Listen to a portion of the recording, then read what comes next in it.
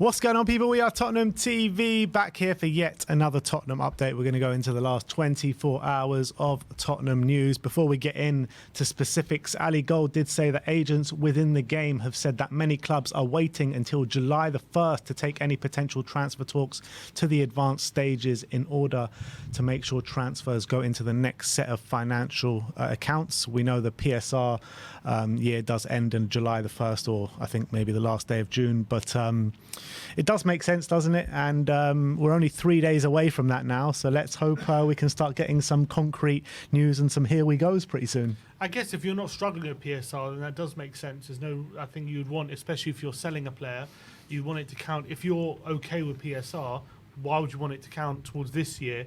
Obviously, you want it to count towards the next financial year, so that that qualifies for that period, unless you're a team like Villa, Chelsea, or Everton, who are struggling, and then you want it to count to this year to avoid a points deduction. So obviously that makes sense. Yeah. In terms of specifics, we've got a few names to talk about today. Let's start off talking with this report coming out of Turkey regarding Rodrigo Bentancur. Publication called Aspor says that Galatasaray are interested in a season-long loan with an option to buy for Tottenham midfielder Rodrigo Bentancur. Spurs will consider a sell if a good offer comes in, with the Uruguayan's deal expiring in 2 years' time. Bentancur is extremely positive about the interest of Galatasaray, with the factor of fellow Uruguayans Lucas Torreira and Fernando Muslera being at the club, which is a large attraction for him. Really? Is it? I mean, it would be a massive step down, and I know he's had a bad injury, and I know we're still waiting for him to get back to his best. But pre-injury, he was on that form, not only one of the best midfielders in the Premier League at that time, but also was starring in the World Cup. So to drop down to the Turkish league at this point would be a massively disappointing move, in my opinion, for him. I still massively believe in Bentancur. Obviously, he scored for Uruguay last night in the Copa America after coming off the bench. I really want to see a Bentancur in full flight. I really want to see a Bentancur back to his best in a Tottenham shirt. I wouldn't want to sell him to Turkey. Definitely wouldn't want to loan him. But there is a question, because we do seem to be going for a midfielder, and especially if we are going for a number 8. Obviously, we all know we need a number 6 with Højbjerg leaving. But if we are going for a number 8, we are quite stocked there with Sarr already there. We have Bentancur there. So if we add another one, it's going to be a massive competition for places. And is there room for Bentancur to leave? I mean, logic would state yes, but I really don't want to think about that prospect. Yeah, look, I think he's a top quality player. I think he's started to show signs of it, getting back to his best or close to his best towards the end of the season, or definitely, making an upward trajectory in terms of his personal performances, I believe, in the last couple of games. 27 years of age. So when you look at that age, he should be bang in his prime right now, and I don't think it's a move to Turkey represents maybe the age he's at, but maybe injuries have taken its toll. We don't know what's going on in the background there.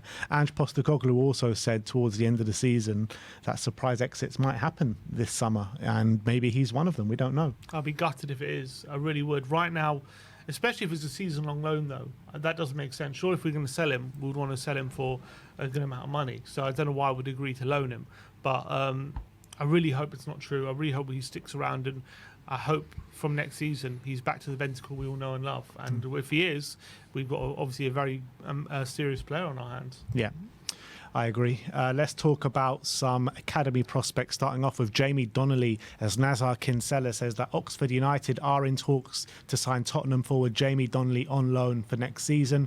Donley is attracting interest from many League One clubs and several in the Championship, but Oxford are believed to be leading the race for his signature. However, Ali Gold does say that Spurs are not entertaining offers to sell Jamie Donley. However, there is a growing likelihood that he could decide to loan him out next season, as long as a move is guaranteed in order to bring regular first-team football and help aid his development in the player. With many clubs believe, with Tottenham, to the way that Tottenham believe he can come to the player that Tottenham believe that he can be, which makes sense on all parts. I would like to see Donley out on loan in the Championship next season, get regular game time, see how he can do at a much higher competitive level that he's ever played at before. Oxford, a team that have just been promoted to the Championship. So will it represent maybe a similar loan spell to maybe what Alfie Devine had last season at a struggling Championship side at Plymouth? I don't know, but I'd prefer to see him maybe go a bit higher up in the league, to be fair. For me, as long as Oxford are an offensive team, and as long as they're a team who like to play on the front foot and like to attack, it's okay because I think he'll be able to show off what he's about. Obviously, being just promoted to Championship, you could say, I think they struggle, but Ipswich got promoted off the back of a back-to-back promotions, so it can be done. You can have a strong season getting promoted to the Championship just after getting promoted from League One. As long as he's getting regular game time, as long as he's given a platform to show what he's capable of, I'm okay with this move. And that's the main thing. Jamie Donley needs to find a club where he's going to get regular game time and he's going to play in a team who play attacking football, and he's got a platform to show that he can create chances, he can score goals. And if it's Oxford, then I'm all for it. So that could be a very, very exciting transfer for me. It's right in what you're saying. You know, as long as he does get the regular game time and he is playing in a a team that maybe represents a similar way to what Spurs play, then I am all for it. But having said that, for too many years now, Spurs have got these kind of loan moves wrong and sent players off to the wrong clubs, and it hasn't done them the world of good, to be honest. And I just hope this isn't the same. Definitely. Let's talk about Jude Sunsop-Bell now. Nazar Kinsella says that Sunsop-Bell is attracting interest both on a permanent deal and loan interest after impressing at youth level. Sunsop-Bell has interest from clubs in the Championship, League One and around Europe as well. So it'll be interesting to see where he ends up. Yeah, similar to Donley. I think he had a brilliant season at under 21 level last season. So I think it's really important that we find the right moves for these guys and really make sure that they develop in the right way, because this is supposed to be a golden generation for Tottenham. Sunsop-Bell and Donley obviously big parts of that. And if they develop in the right way, they could save us a lot of money in the future, and we could have stars coming through the academy and be ready to be available for the first team. And Sunsop-Bell, I was very impressed with him last season. Obviously, he did tail off near the end, but I think a loan deal would be really, really beneficial, and I can't wait to see where he ends up. And it'll be interesting if he goes in Europe, somewhere in Europe, because if he's playing top-level men's football around Europe, that could even aid his development even more. Yeah. Let's talk about a few potential incomings. Two names that we've spoken about a lot over the past couple of weeks, but one name which we have spoken about before, not for a while, and goes by the name of Jaden Philogene of Hull City.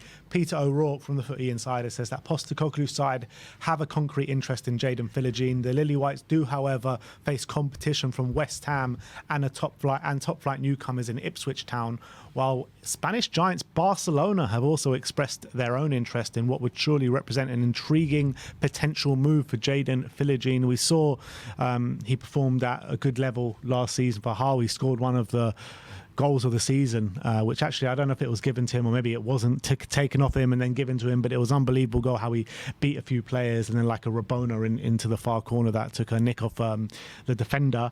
So he's a winger with incredible amount of talent. He hasn't been at Hull for too long. He joined from Aston Villa on a deadline day signing at the end of at the beginning of last season. It's rumoured that Aston Villa do have a buyback clause on him, but apparently they're not going to be taking that up. Yeah, it's an interesting one because when you hear a player from the Championship, I think Tottenham fans their natural inclination will be, oh, do we want to be going for a player who's only doing well in the Championship? Surely we want to make a bigger signing. Surely we want a signing to make a statement, especially in the forward areas, for example, like an Eze or someone like that. But we've seen in recent years players from the Championship doing really well in the Premier League and actually translating their form. And maybe Tottenham could be doing something very smart here by getting someone like a Philogene, someone who's doing really well in the Championship and for a lower fee than someone who's obviously performing at, like a Nico Williams, who's obviously going to be commanding a big fee and big wages. And maybe we could develop that star and he can go in the same levels like a Elise or an Eze and start performing at that level.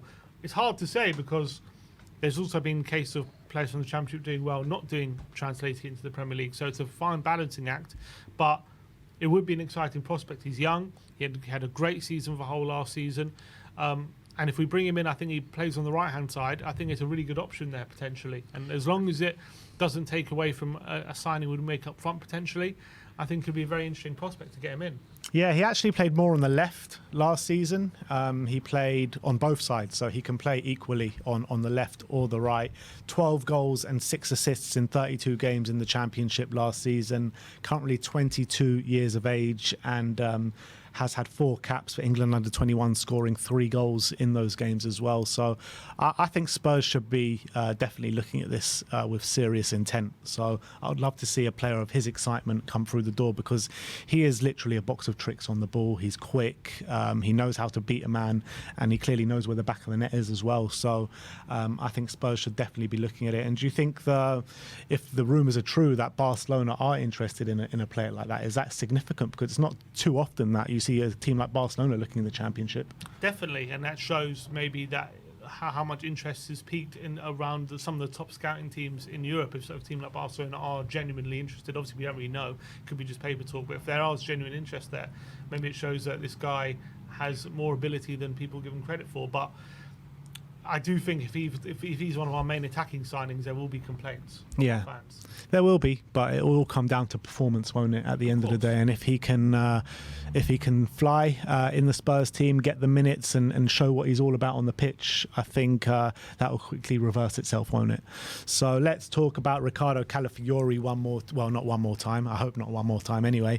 As Ben Jacobs says that with Calafiori, I think this one has legs. Tottenham have been keeping an eye on the player pretty much since January. Bologna expect a fee of around 50 million euros, and that was him talking on Last Word on Spurs last night. So basically, every time you mention him, his price goes up 5. Yeah, pretty much, yeah. I think the first time you mentioned him, it was 25, then 35, then 45, and now it's 50. By the end of the Euros, depending on how well Italy do, it could be 60. Yeah, Look, as we say, be 100 million by the time we finish. His price is rising. He's doing so well.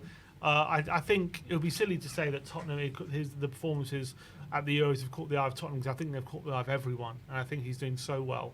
Clearly, he's a player who's going to get a big move this summer.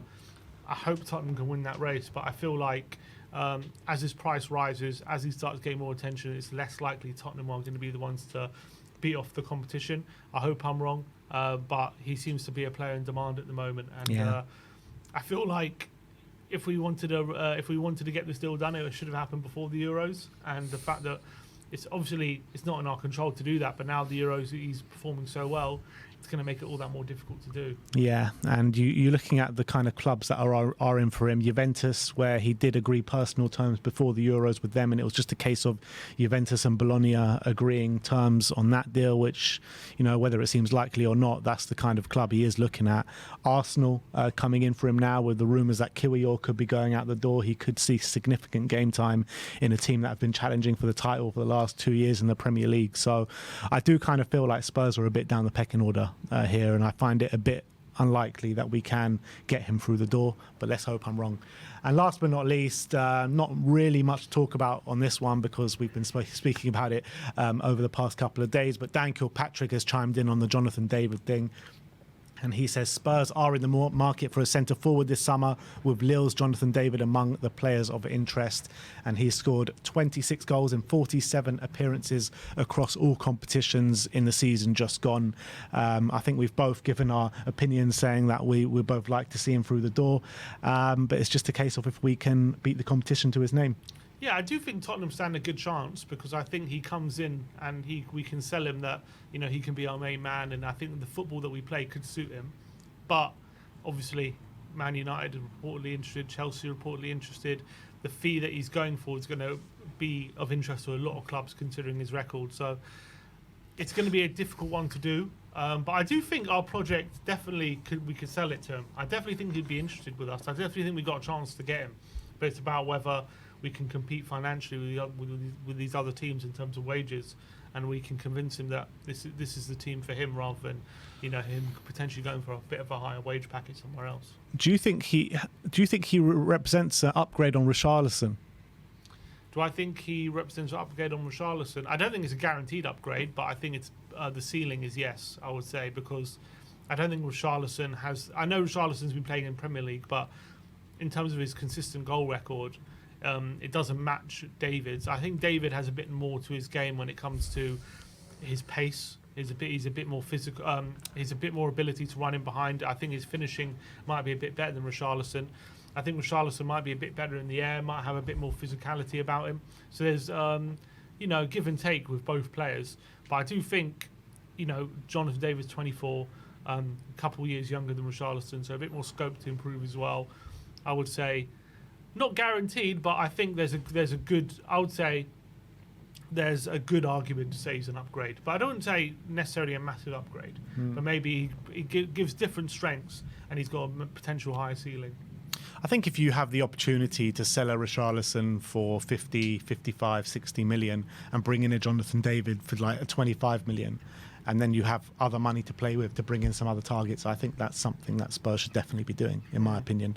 But that is your Tottenham update for today. Let me know in the comment section below your thoughts regarding all the news stories we've brought to you today. Like, subscribe and comment. And as always, come on you Spurs.